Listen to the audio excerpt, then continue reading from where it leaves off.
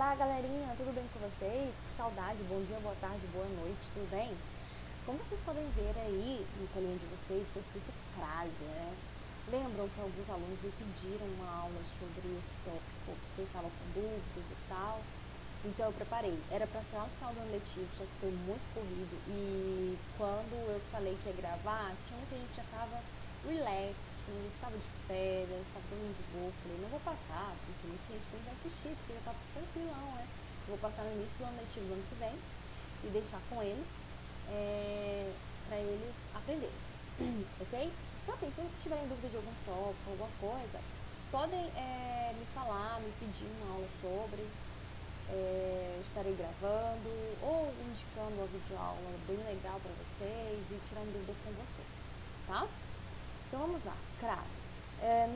Nessa videoaula de hoje nós vamos aprender o que é a crase, como usá-la, quando não usar, quanto usar, casos facultativos do uso da crase, o uso da crase mediante a indicação de horas. Isso aí a gente vai ver aqui nessa aulinha, ok? Então vamos lá. Primeiramente, tenha ciência do que é crase, o significado dessa palavra ao pé da letra. Então, essa palavra tem origem grega, e em sua origem, no seu significado, é uma mistura ou fusão. Então, a crase tem origem grega e significa mistura ou fusão. E o que vem, então, essa mistura, essa fusão na nossa língua portuguesa, que, por sinal, vem a ser um acento, um acento que é diferente do acento agudo, das palavras tônicas e tal. Eu sei, dá um nozinho na cabeça mesmo, mas não é uma coisa impossível, tá bom? Prestem bastante atenção para vocês verem que dá para entender super bem, empregar sempre que você quiser e precisar. Olha só, na língua portuguesa a crase indica a contração de duas vogais idênticas. Estão vendo aí, tipo essa equaçãozinha, esse exemplozinho que eu mostrei? Então, são duas vogais idênticas, só que essas duas vogais idênticas, cada uma pertence a uma classe gramatical, ok? Uma vogalzinha, um A, pertence à classe gramatical da preposição e a outra vogalzinha pertence à classe gramatical do artigo, tá? Do artigo feminino A. Então, quando algum verbo, quando a regência pedir aí a preposição e que também tenha o artigo, é como se misturasse essas duas classes gramaticais e originasse o A craseado, tá bom? É isso, tá? Basicamente não tem segredo, não é? Olha só, sempre que houver a fusão desses elementos, o fenômeno será indicado através da presença do acento grave, também chamado de acento indicador de crase. É o que eu acabei de falar, Eu coloco assim escrito, gente, porque como tem videoaula, se você quiser tomar anotação e não precisa ficar pausando para me ouvir e escrever, você já tem aqui escrito tudinho certinho, tá bom? Por isso que eu coloco o texto bem, como se diz, detalhado. Às vezes você fala, nossa, não precisa colocar isso, eu não vou colocar porque eu não entendi. Tá, tranquilo. Mas de forma que seja sucinto e que tenha lógica as suas anotações, tá bom? E assim, só para relembrar, então, essas classes gramaticais, nós já estudamos, mas aqui para relembrar. Se você tiver com muita dúvida, você pode ver uma explicação, uma videoaula sobre, ou pode dar me perguntar no PV, tá? Sobre essas classes gramaticais. Mas basicamente a gente aprendeu no ano passado o que é artigo. Artigo é uma palavra que se antepõe ao substantivo com a intenção de particularizar ou indefinir o nome a seguir. Ele é variável, não pode ser. Ele é variável em gênero e número. Pode ser feminino, pode ser masculino, pode ser singular, pode ser plural. Então temos os artigos definidos a, o, as, os. Os artigos indefinidos uma, uns, umas. Então podemos ver que uma classe gramatical que resulta na fusão das classes gramaticais que resulta na crase é esse primeiro artigo aqui, o artigo A, ok? Então é isso. E temos aqui a preposição. A preposição faz parte da classe de palavras invariáveis da língua portuguesa, ou seja, ela não muda, Não muda em gênero, número, tá? Ela é como se fosse imutável. Sua principal função é estabelecer entre palavras e orações relações de sentido e de dependência, portanto, uma relação de subordinação. A, ante, até, após, com, contra, de, desde, em, entre, para, perante, por, sem, sob, sobre, trás. todas essas palavrinhas aqui são preposições, certo? E vocês podem ver que temos aqui a vogalzinha A, certo? Só que essa vogalzinha A recorrente, né? Ela é uma preposição. Ok? Então, olha só, artigo, preposição. Todas essas classes gramaticais temos essa vogalzinha. Então, é nessa misturinha que vai dar o nosso A craseado, tá? Ok? Então é isso, sentido de dependência de subordinação. É basicamente a regência verbal nominal, porque sempre tem uma palavra que ela vai reger, e sempre tem uma palavra que vai ser regida, em alguns verbos e em alguns nomes. E essa é a relação de regência verbal. Então, basicamente isso aqui está escrito, tal que eu acabei de explicar, se você quiser pausar para escrever. A frase indica a contação de duas vogais idênticas, mais precisamente fusão de preposição a com o artigo feminino a.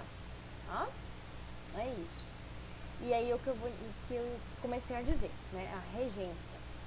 Olha só, ocorre regência entre as palavras que têm uma dependência uma com a outra, então são palavras interdependentes, ok? Essa relação de complementação entre os termos da oração é chamada de regência, que pode ser verbal ou nominal. Regência verbal ou regência nominal. O nome já fala, né? Verbal, regência dos verbos, nominal dos nomes, substantivos e adjetivos. Chamamos de termo regido a palavra que depende da outra para obter sentido completo, e de termo regente a palavra a que se subordina ao termo regido. Ok? Está um pouco confuso? Se tiver, olha esse exemplo. Alguns verbos e nomes precisam de complemento. Às vezes esse complemento vem com e às vezes vem sem preposição. Inclusive a pessoa que colocou errado. Agora, gente, revisei isso aqui, vocês sabem, eu sou rainha disso. Revisei e não achei erro. Aí agora que eu estou explicando e lendo, eu acho. Baseado, gente, por favor. Ai, sorry. Olha só. Um exemplo de como não fazer, tá bom? Por isso que é bom a gente escrever e revisar o que escrever. E com atenção, porque eu revisei, mas sem atenção. Então, olha só. Então, algumas palavras vai precisar de complemento, né? Então, vai vir com complemento e outra não, né? Que é a preposição. Olha só um exemplo de regência verbal, certo? Ana gosta de ministrar aulas de literatura. Vocês sabem que eu amo, né? Ana gosta de ministrar. Quem gosta, gosta de algo. A gente sempre usa o de, né? Igual, não tem como eu falar Ana gosta de ministrar aulas. Eu gosto de ministrar aulas de literatura. Eu gosto de ministrar aulas de língua portuguesa. Eu gosto de língua portuguesa. Não tem como, entende? Então, vocês viram que é um verbo que ele precisa, sim, de uma preposição. Ele vem acompanhado de uma preposição, certo? Então, basicamente, é necessário ter essa relação de regência verbal. Um rege o outro. Ana assiste a séries baseadas em livros. Quem assiste alguma coisa, assiste algo, certo? Então, Ana assiste a séries. Às vezes a gente fala, né? Ana assiste séries baseadas em livros, mas assim, de acordo com gramática normativa, português padrão, Ana assiste a séries. Quem assiste a algo, tá bom? Então, o verbo aqui, assistir, né, ele também precisa dessa preposição aí, ok? Alguns verbos precisam de determinados complementos, igual aqui, preposição. Então, nesse caso, todos exigem preposição. É impossível você formar a frase e reger ela toda sem essas preposições, ok? E temos também a regência nominal, certo? A regência nominal diz respeito a nomes, substantivos e adjetivos que existem outros complementos, que exigem outros complementos. Oh, meu Deus. Exemplo de regência nominal. Fumar é prejudicial à saúde. O prejudicial aqui é um adjetivo, ele é um termo regente, ok? Prejudicial a quê? O que é prejudicial a algo. Sempre pensem, viu, com os verbos, com os nomes aí, para você ver como que é a regência, se realmente precisa de uma preposição de algo, tá bom? E aí você vai descobrir se realmente precisa da preposição, se vai crasear. Então, nesse caso aqui, temos, né, a saúde é o termo regido, o adjetivo prejudicial é o termo regente. Então, resulta até mesmo, né, a saúde, palavra feminina, resulta num A craseado. Já no exemplo de uma regência nominal, você viu que a crase apareceu aqui, para você ver tanto que é dependente, ok? Então, vocês viram que regência verbal, regência nominal, são palavras, algumas palavras que vão precisar de certas preposições. E quando você formar uma frase, a combinação que você fazer dessa frase, das palavras que virão, vai ter a presença de preposição e artigo. E quando for uma preposição a e quando for um artigo a juntinho, elas vão se fundir e ser craseadas, ok? É isso. Primeiramente, aí já de cara, exemplos aqui onde não há crase, ok? Olha só, diante de palavras masculinas, tá? Não tem crase. Exemplo, não vendemos a prazo, né? Eu vou te entregar no prazo. O meu prazo é até amanhã. Viram que é palavra masculina, né? Então, não vendemos a prazo, não tem. Às vezes você vai passar numa loja de imóveis, né? Você passa em alguma loja e você vê a prazo craseado. Tá errado, tá? Não ocorre crase diante de palavras masculinas. Antes de artigos indefinidos, vou pedir a uma amiga. Olha só, nós temos aí um artigo definido. Então, não vai ter essa crase, tá bom? Mais plural. Não vou a festas desse tipo. Não vou a festas. Festas aí tá no plural, então não usamos a crase. Diante de pronomes indefinidos, ela não pertence a ninguém. Pronome indefinido ninguém, o a antecede, ele não vem craseado. Diante de verbos, começou a chover, eu pus-me a chorar, estou a escrever, tá? Antes de verbo não tem a crase, tá bom? Hora não determinada. O restaurante fica a 2 horas daqui. Eu não determinei essa hora.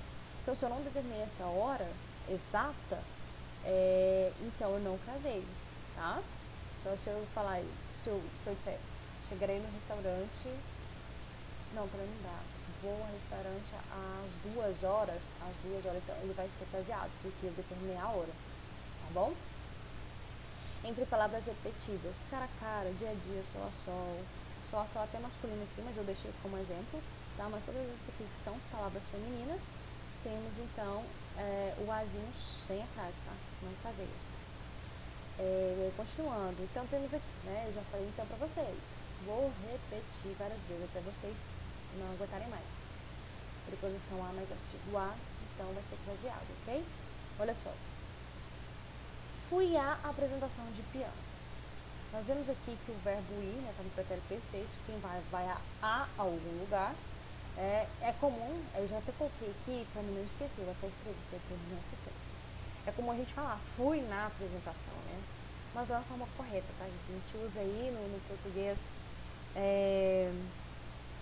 corriqueiro do dia a dia, mas não é comum, tá? Fui à apresentação. Quem vai a algum lugar. Mesmo que seja aqui no pretérito perfeito, já acabou, já foi. Mas nós falamos, fui à apresentação, ok?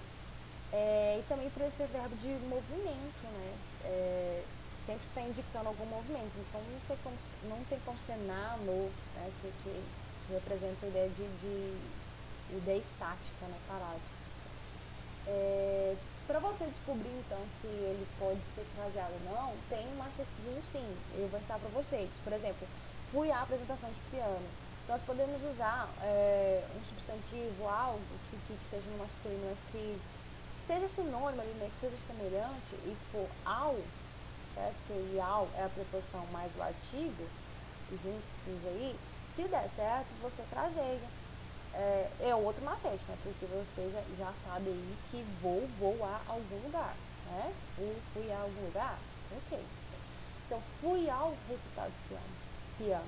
Podemos dizer aí que tem a preposição mais um artigo, a presença dele, certo? E olha só, aqui eu vou ter um substantivo, um recital masculino, né? Vou ter um substantivo masculino, né? Então, se eu substituir por uma coisa semelhante, que não mudou o sentido e ficou ao, então eu vou crasear, certo? Então, a apresentação é craseada mesmo. Ok, certo. Pode fazer esse macetezinho, tá bom? Então, para acertar, né, o emprego da crase, como eu comecei a falar. Substituir a palavra depois da qual aparece a ou as por um termo masculino, certo? você vai substituir essa palavra feminina por uma masculina, se for possível.